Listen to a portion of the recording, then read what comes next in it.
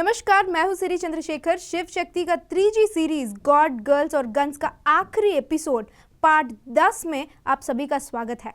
ऐसा नहीं कि हम इसके बाद कभी इस पार्ट को छुएंगे नहीं, समय आने पर 3G सीरीज को और आगे बढ़ाएंगे। सच कहूं तो खैर ये 3G सीरीज का आखिरी एपिसोड तो है, पर ये बाइबल का अनजान और अछूत तथ्यों को जानने के लिए पहला कदम है। आज रोको इस शो को।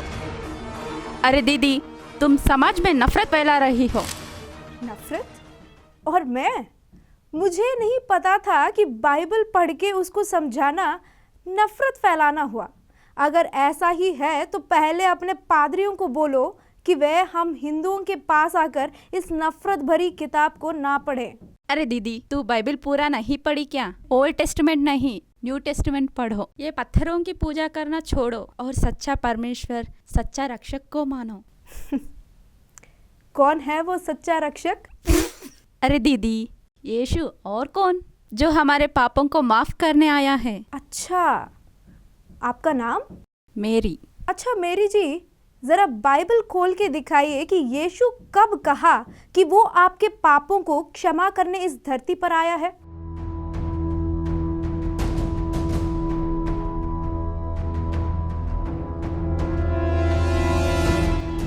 सिर्फ ये मेरी ही नहीं, दुनिया भर में कोई भी ईसाई बाइबल के आधार पर नहीं कह सकता कि यीशु ही सच्चा रक्षक है और वो उनके पापों की क्षमा करने पैदा हुआ है, क्योंकि बाइबल में कहीं पर भी ये बात नहीं लिखा था, ना ही यीशु ने कभी ऐसा कुछ कहा। अब मैं बाइबल के आधार पर आपको बताऊंगी कि यीशु कैसा सच्चा रक्षक नहीं है। पहले हम यीशु का जन्म से शुरू करेंगे। आप कई बार ईसाइयों से यीशु को जीसस क्राइस्ट कहते सुने होंगे। क्राइस्ट शब्द जो है वो उनका नाम नहीं, बल्कि वो एक पद है।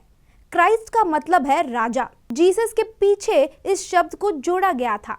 अगर यीशु दुनिया के सारे मनुष्य जाति के पापों को क्षमा करने ही पैदा हुआ, तो पहला सवाल हमारे मन में ये आएगा कि वे इज़राइल में ही क्यों पैदा हुए? क्योंकि जैसे मैं आपको अपने पिछले एपिसोड्स में बताई कि कैसे बाइबल गॉड यहोवा एक गैंग लीडर की तरह व्यवहार करता था कि ये गैंग मेरा है, बाकी के मेरे नहीं है, वो भाड़ में जाए। ठीक वैसे ही उन्होंने यहूदियों को चुना था। उसके बाइबल रेफरेंस मैं आपको स्क्रीन पर दिखा रही हूँ।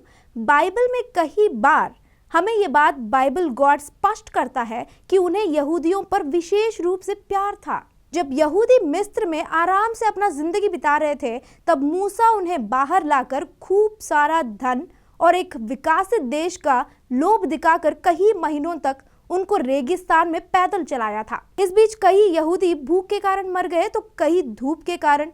फिर यहोवा उन्हें भड़काकर कई देशों पर उनका संपत्ति लूटने भेजा था और कई देश इन पर भी हमला किए थे। इसके चक्कर में यहूदी एक बार गुलामी में चले गए थे। तब जाकर मूसा ने कहा कि मजबूत बनो और आगे बढ़ो, यहोवा तुम लोगों के लिए एक रक्षक को भेजेगा। बाद में यीशु आकर खुद को उनका रक्षक घोषित कर दिया था। अगर यीशु सच्चा रक्षक है तो ओल्ड टेस्टमेंट के हिसाब से सारे बिखरे हुए यहूदियों को एक साथ लाना है और वे सब उनके राज्य में खुश रहना है।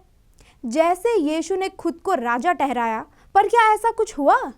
नहीं, यहूदियों ने यीशु को उनका मसीह जैसे स्वीकार ही नहीं किए और उल्टा यीशु को मार दिए। जब यहूदियों का बुरा समय चल रहा था, तब कुछ प्रवक्ता उनके अंदर उम्मीद जगाने के लिए कई भाषण दिए थे कि एक रक्षक आएगा तुम्हारे लिए। जैसे KGF में एक बुढ़ा बैठकर सबको कहता रहता है कि एक रक्षक आएगा, पर प्रवक्ता यीशु के बारे में नहीं जानते हैं, क्योंकि ओल्ड टेस्टमेंट में कहीं पर भी यीशु का नाम नहीं आया था।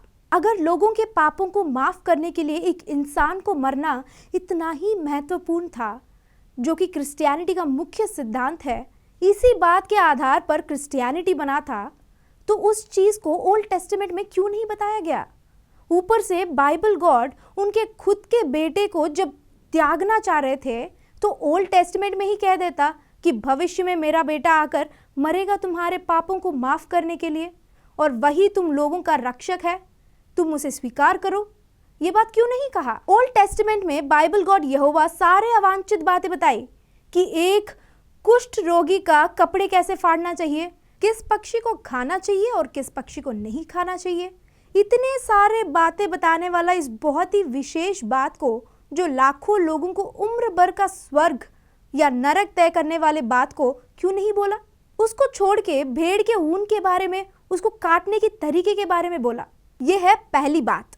और दूसरी बात है, जब ओल्ड टेस्टमेंट में ये सारे चीज बताए नहीं तो ईसाई कैसे कह रहे हैं कि यही सच्चा रक्षक है? यीशु ने खुद को रक्षक किस तरह से ठहराया, इसके बारे में कभी और बताऊंगी, पर आज मैं एक उदाहरण के साथ समझाऊंगी कि ये मिशनरियां कैसे इस चीज का समर्थन करते हैं। प्रेरितों का काम अध्याय 13 वाक्य 22 से पढ़ रही हूँ।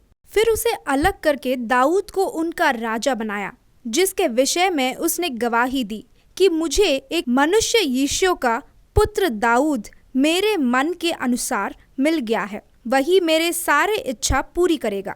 तो बाइबल गॉड यहोवा जैसे कहा था कि वो एक रक्षक को पैदा करेगा, वैसे यीशु को कर दिया।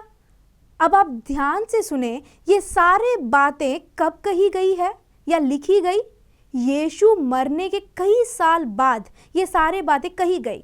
तो अब ये मिशनरियां कहते हैं कि देखो कितना साफ साफ लिखा है कि यीशु यहूदियों को बचाने पैदा हुआ था, इसीलिए यीशु ही सच्चा रक्षक है। पर यहाँ एक छोटी सी बात है, यीशु यहूदियों के लिए आया था, उन्हें बचाने आया था। ये बात कई बार यीशु ने बाइबल में खुद कहा, पर यीशु ने कहीं पर भी ये बात नहीं कहा कि दुनिया के सारे मनुष्य जाति के पापों को क्षमा करने आया था। ठीक है, ये बात भी छोड़ देते हैं। कुछ देर तक मान जाएंगे कि यीशु सच में यहूदियों का रक्षक है। बाइबल गॉड यहोवा ने स्वयं उन्हें भेजा। तब बाइबल गॉड यहोवा के वादे के हिसाब से वो रक्षक आकर यहूदियों को गुलामी से बचाना है। पर यीशु यहूदियों को बचाने में बुरी तरह से विफल हुआ था। वैसे भी मिशनरियां इस बात को हटा के बाइबल में लिख दिए कि यीशु दुनिया के सारे मनुष्य जाति के पापों का क्षमा करने के लिए आया है। ठीक है, इस बात को भी कुछ देर तक मान जाएंगे, पर क्या यीशु तब भी उन्हें बचा पाया? नहीं। 98% यहूदी उस वक्त क्या आज भी यीशु को अपना रक्षक जैसे स्वीकार नहीं किए। यीशु को वे चोर और धोखेबाज कहते हैं। वे बाइबल में यीशु को कहते हैं कि तू भगवान के द्वारा नहीं भेजा गया, तू शैतान के द्वारा भेजे गए हो। जब यीशु के खुद के लोग यीशु को रक्षक नहीं मानते हैं तो वे पूरे दुनिया का रक्षक कैसे हो गया? सच कहें तो यीशु एक सफल व्यक्ति नहीं था। उनके शिष्य और पॉल ने मिलकर यीशु को प्रसिद्ध किए थे। वे यीशु का सूली पर रहा चित्र को पकड़ के लोगों से सहानुभूति पाकर उनका धर्मांतरण करने में सफल हुए। जब यीशु जिंदा थे तब वे बहुत नाराज थे कि कोई उनको नहीं मान रहे हैं, और यीशु के शिष्य जब वे कम संख्या में थे तब लोगों का सहानुभूति पाकर धर्मांतरण किए, और जब वे बहुसंख्या में थे तब देशों को आक्रमण करके लोगों को गुलाम बनाकर अपना इस अधर्म को विस्तार किए थे। यीशु के मरने के बाद 300-400 साल तक बाइबल को एक रूप नहीं था। उनके जाने के कई सालों बाद इस क्रिश्चियनिटी को बनाए थे। यीशु पापों का क्षमा करने आया वाली बात नहीं किया था। जब वे जिंदा थे तब वे एक यहूदी जैसे ही थे, और वे यहूदियों का सिद्धांतों को ही पालन करते थे। यीशु को क्रिश्चियनिटी से कोई लेना देना नहीं। तो ईसाई कौन है, कहाँ से आए हैं? उसी बात पर आ रही हूँ। ईसाई पॉल के भक्त हैं। क्या? हाँ, क्योंकि ये सारे बातें यीशु ने नहीं कहा, पॉल ने लिखा था। एक और बात, ओल्ड टेस्टामेंट के हिसाब से यशायाह नामक एक किताब में लिखा है कि जो एक कन्या से जन्म लेता है उसका नाम इमैनुअल रखा जाएगा। अगर ये प्रवचन सच है तभी उनका नाम इमैनुअल रखना है। एक और बात, यीशु के पिता योसेफ को सपनों में एक देवदूत आकर कहता है कि तेरे बेटे का नाम यीशु रखना, और वही देवदूत ओल्ड टेस्टामेंट में कहता है कि जो बच्चा एक कन्या से जन्म लेता है उसका नाम इमैनुअल होगा। फिर यीशु का नाम इमैनुअल क्यों नहीं रखा गया? इसीलिए क्योंकि यीशु ओल्ड टेस्टामेंट में बताया गया वो रक्षक नहीं था। एक और रोचक सीरीज के साथ फिर मिलेंगे। जय श्री राम।